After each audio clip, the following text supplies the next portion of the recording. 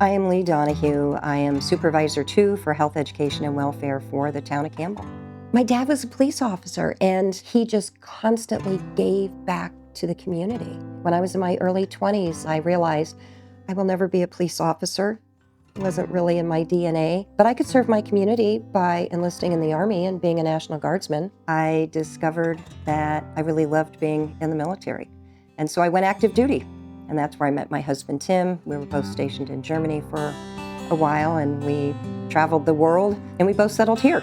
The town of Campbell is just a great place to raise a child and have endless access to the outdoors and outdoor activities. Ever since we moved here, when our son was old enough to be a little Tiger Scout in Cubs, I've been a scout leader, and it's been amazing to have this impact on young kids and teenagers. So that ties in kind of well to my job as a town supervisor, because as these young people grow into adults, they understand the importance of that community engagement. There are 21,000 students in the Cooley region, and I'm a board member for United Campus Ministry. We feed anywhere from 30 to 50 students every Tuesday to do something so simple, provide a hot meal.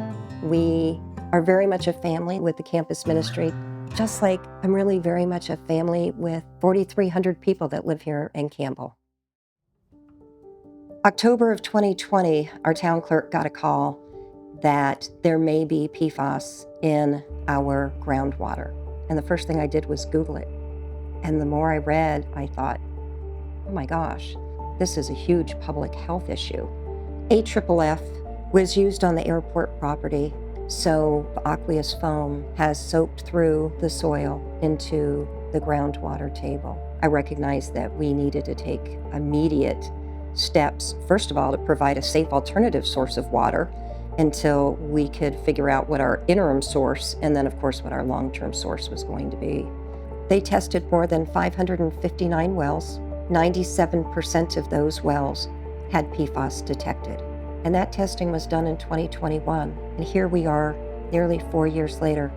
We've seen that the plumes have grown. We know that PFAS is linked to cancer. We know that PFAS is linked to premature birth. We know that PFAS is linked to endocrine problems. These young adults lived on this water their whole life, and now many of them are facing very serious health issues, and the numbers keep increasing. As a dad, the whole experience, because this is my childhood home, has been strange, because I deal with my own father and his feelings of having grown up in this home and raised his kids in a home that he would later, find out the well water was contaminated with PFAS. And now me having my kids in the same situation, but knowing it, the general tone and feeling to things have changed a lot. They're walking into that warehouse, seeing the stacks of water, and thinking to yourself that, like, this is now my access to safe drinking water, is a very strange feeling.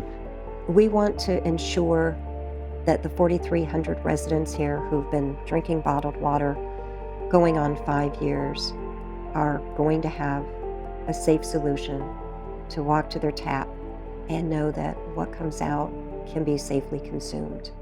States set groundwater standards, and it's really imperative that we have a groundwater standard for PFAS, like we have groundwater standards for other toxins. The state has a groundwater standard for nitrates, for arsenic, and many other contaminants. But it's important, because without that groundwater standard, it's very difficult for us to be able to hold polluters responsible. So the major barrier for the town of Campbell right now is financial funding. We're a rural community.